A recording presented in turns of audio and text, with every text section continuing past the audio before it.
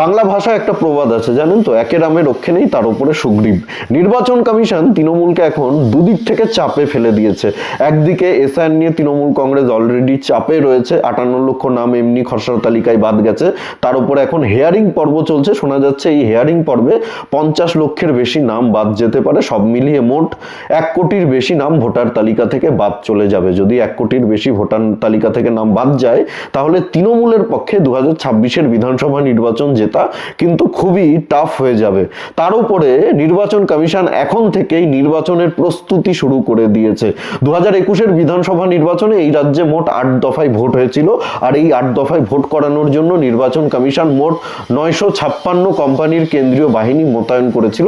তারপরেও আমরা দেখেছি এই রাজ্যে প্রচুর হিংসা হয়েছে, নির্বাচনে মানুষ খুন হয়েছে, বুথ দখল হয়েছে, ছাপ্পা হয়েছে, মানুষ নিজেদের ভোটাধিকার প্রয়োগ করতে পারেনি, ভোট দিতে পারেনি। তৃণমূল কংগ্রেস অনায়াসেই জিতে গেছে।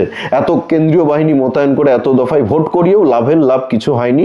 নির্বাচন কমিশন সম্পূর্ণভাবে ব্যর্থ হয়েছে পশ্চিমবঙ্গে সুষ্ঠুভাবে নির্বাচন করাতে। আমরা দেখছি বিহারে সুষ্ঠুভাবে নির্বাচন হচ্ছে, আসামে সুষ্ঠুভাবে নির্বাচন হয়েছে, উত্তরপ্রদেশের মতো মাফিয়া রাজ্য যেটা ছিল একসময় সেই রাজ্যেও কোনো রকম হিংসা ছাড়া শান্তিপূর্ণভাবে ভোট হয়। কিন্তু পশ্চিমবঙ্গে এখনো এই যুগে এসেও আমরা সুষ্ঠু নির্বাচন দেখতে পাই না। প্রতিটি নির্বাচনেই হিংসা, প্রতিটি নির্বাচনেই রক্তপাত, সেটা লোকাল বডির ইলেকশন হোক, পঞ্চায়েত পৌরসভা বা লোকসভা বিধানসভার মতো গুরুত্বপূর্ণ নির্বাচন, সব নির্বাচনেই বুথ দখল, রিগিং, ছাপ্পা, মানুষ খুন, এই বিষয়গুলো হতেই থাকে।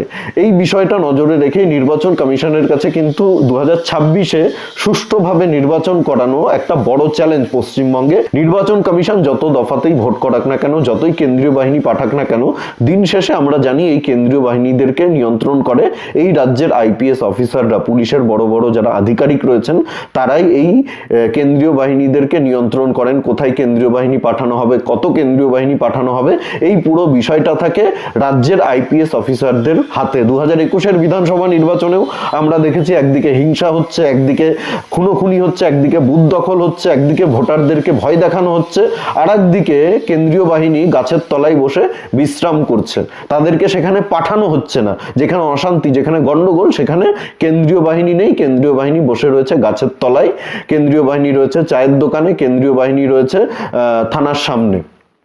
এই বিষয়টা যাতে 2026-এর বিধানসভা নির্বাচনে না হয়, একটা বড় চ্যালেঞ্জ নির্বাচন কমিশনের পক্ষে এই রাজ্যে সুষ্ঠুভাবে নির্বাচন করানো। এবং সেই দিকটা নজরে রেখেই আমাদের রাজ্যের মুখ্য নির্বাচনী আধিকারিক যিনি রয়েছেন মনোজ কুমার আগরওয়ালের সঙ্গে কিন্তু এই বিষয়টা নিয়ে আলোচনা নির্বাচন কমিশন ইতিমধ্যেই শুরু করে দিয়েছে। নির্বাচন এখনো আপনারা জানেন ঘোষণা হয়নি, কত গাড়ি ব্যবহার করা হবে সেই গাড়িগুলো বুক করার কাজ শুরু হয়ে গেছে।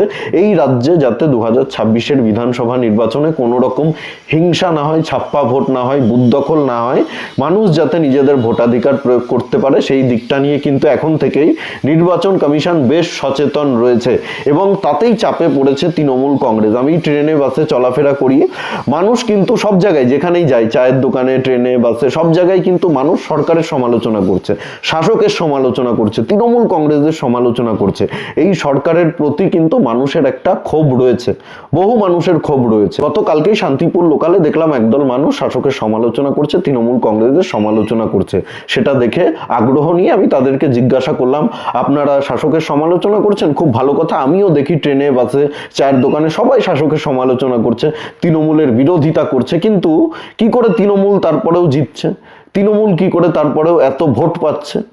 তৃণমূল তারপরেও কি করে ক্ষমতাতে টিকে রয়েছে? সবাই যদি শাসকের বিরুদ্ধেই থাকে, সবাই যদি এইভাবে ওপেনলি শাসকের সমালোচনা করার সাহস রাখে, তাহলে তৃণমূল কেন ক্ষমতায় থাকছে? তৃণমূল কেন জিতছে? তো একজন আমাকে বলল, দাদা এই রাজ্যে তো ভোট হয় না, এই রাজ্যে ভোট করানো হয়। তৃণমূল কংগ্রেস এই রাজ্যে ভোট করায়, পুলিশ প্রশাসন সরকারি আধিকারিকদের ব্যবহার করে এই রাজ্যে তৃণমূল ক্ষমতায় টিকে রয়েছে। মানুষ ভোট দেয় না, তৃণমূল কংগ্রেস ছাপ্পা করে, তৃণমূলের গুন্ডা বাহিনী ভোটের দিন গিয়ে বুথ দখল করবে, ছাপ্পা মারবে, কাউন্টিং এর সময় যেখানে ছাপ্পা মারতে পারে না, কাউন্টিং এর সময় সেখানে গিয়ে ঝামেলা করবে। এইভাবেই তো ক্ষমতায় টিকে রয়েছে। আপনারা যদি সুষ্ঠুভাবে ভোট করাতে পারেন, নির্বাচন কমিশন যদি সুষ্ঠুভাবে এই রাজ্যে নির্বাচন করাতে পারে, মানুষ যদি নিজেদের ভোটাধিকার প্রয়োগ করতে পারে, বিজেপি যদি মানুষকে ভোটটা দেওয়াতে পারে, এখানে তো বিরোধী দলেরও একটা ভূমিকা রয়েছে, এটা অস্বীকার করার কোনো জায়গা নেই। শুধু ভাষণ দিলে হবে না, পথসভা করলে হবে না, র্যালি করলে হবে না, জনসভা করলে হবে না, নরেন্দ্র মোদী অমিত শাহ পশ্চিমবঙ্গে আসলে হবে না, ভোটটা করাতে হবে। এত জনসভা, এত র্যালি, এত মিটিং মিছিল করে কি লাভ যদি বিজেপি ভোটটাই না করাতে পারে। রাজ্যের প্রধান বিরোধী দলকেও দায়িত্ব নিতে হবে, মানুষ যাতে তাদের ভোটটা দিতে পারে বুথে গিয়ে। মানুষ তো ভোটই দিতে যেতে পারে না, রাস্তায় রাস্তায় তৃণমূলের গুন্ডা বাহিনীরা দাঁড়িয়ে থাকে ভোটের দিন। এগুলো দেখার দায়িত্ব কাদের? নির্বাচন কমিশনের, প্রধান বিরোধী দলের। নির্বাচন কমিশন যদি ঘুমিয়ে থাকে, নির্বাচন কমিশন যদি সক্রিয় না থাকে, কেন্দ্রীয় বাহিনী যদি গাছের তলায় বিশ্রাম নেয়, তাহলে তো ভোটটা শান্তিপূর্ণভাবে হবে না। এটা নির্বাচন কমিশনকেও দেখতে হবে, এটা প্রধান বিরোধী দল বিজেপিকেও দেখতে হবে। তাহলেই পরিবর্তনটা হবে। মানুষ পরিবর্তন চাইছে, মানুষ ভোটটা দিতে পারছে না। পরিবর্তন চাইলে তো হবে না, পরিবর্তনের জন্য ভোট দিতে হবে, বুথে যেতে হবে।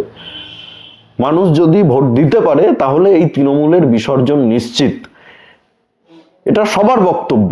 তাই এই রাজ্যের প্রধান বিরোধী দল বিজেপিকে অনুরোধ করব, আপনারা এই বিষয়টার দিকে বেশি নজর দিন। আপনারা জনসভা করুন, আপনারা মিটিং করুন, আপনারা মিছিল করুন, আপনারা স্ট্রিট কর্নার করুন, খুব ভালো কথা। মানুষকে জাগাতে হবে, মানুষকে সচেতন করতে হবে।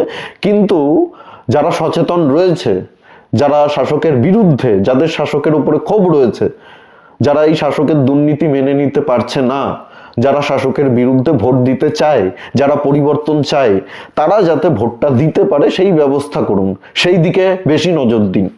নির্বাচন কমিশনকে চাপ দিন, নির্বাচন কমিশন যাতে সুষ্ঠুভাবে নির্বাচনটা করাতে পারে। পশ্চিমবঙ্গের কোটি কোটি বাঙালির এটা স্বপ্ন যে পশ্চিমবঙ্গে একদিন সুষ্ঠুভাবে নির্বাচন হবে। স্বাধীনতার পর থেকে আমরা দেখেছি যে রাজনৈতিক দলই এই রাজ্যে ক্ষমতায় থেকেছে, তারাই এই হিংসার রাজনীতি করেছে, তারাই বুথ দখল করেছে, তারাই ছাপ্পা ভোট করেছে, তারাই মানুষকে ভোট দিতে দেয়নি, তারাই গণতন্ত্রকে হত্যা করেছে। সে কংগ্রেস বলুন, সে 34 বছর ক্ষমতায় থাকা সিপিএম বলুন, আজকে তৃণমূল বলুন, সবাই করেছে। তো এই রাজ্যে শান্তিপূর্ণভাবে ভোট, রক্তপাত ছাড়া ভোট, মানুষ খুন ছাড়া ভোট বাংলার কোটি কোটি মানুষের একটা স্বপ্ন। এই স্বপ্নটা পূরণ করার দায়িত্ব যতটা নির্বাচন কমিশনের, ততটা প্রধান বিরোধী দলের। এটা ভুলে গেলে কিন্তু চলবে না। আপনাদেরকে সচেতন হতে হবে, নির্বাচন কমিশনকে সচেতন হতে হবে। এখন নির্বাচন কমিশনের যে ভূমিকা দেখছি সেটা দেখে খুবই ভালো লাগছে, কিন্তু ভোটের দিন, কাউন্টিং এর দিন যদি নির্বাচন কমিশন তাদের ভূমিকা সঠিকভাবে পালন করতে না পারে, তাহলে এই তামঝাম করে, এই লাফালাফি করে কোনো লাভ নেই। দিন শেষে কিন্তু আমরা ফলাফলটাই দেখব, আমরা রেজাল্ট দেখব। আপনি কিরকম প্রিপারেশন নিয়েছেন, আপনার কিরকম প্রস্তুতি ছিল, আপনি কত পড়াশোনা করছেন, আপনি রাত জেগে বই পড়ছেন নাকি ভোরবেলায় উঠে বই পড়ছেন, আপনি খাওয়া দাওয়া বন্ধ করে বই পড়ছেন, সেটা গুরুত্ব রাখে না।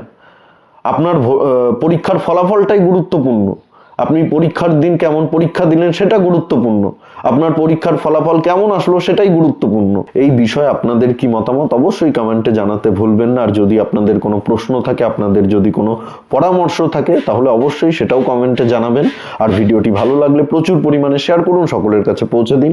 আমাদের চ্যানেলে নতুন হলে চ্যানেলটি অবশ্যই সাবস্ক্রাইব করে পাশে থাকুন, পাশের বেল আইকনটি প্রেস করে দিন। আমাদের প্রতিটি ভিডিওর নোটিফিকেশন আপনাদের কাছে সবার আগে পৌঁছে যাবে। সবাই খুব ভালো থাকুন, সুস্থ থাকুন, আশেপাশে সবার খেয়াল রাখুন। জয় হিন্দ, বন্দে মাতরম, ভারত মাতা কি জয়।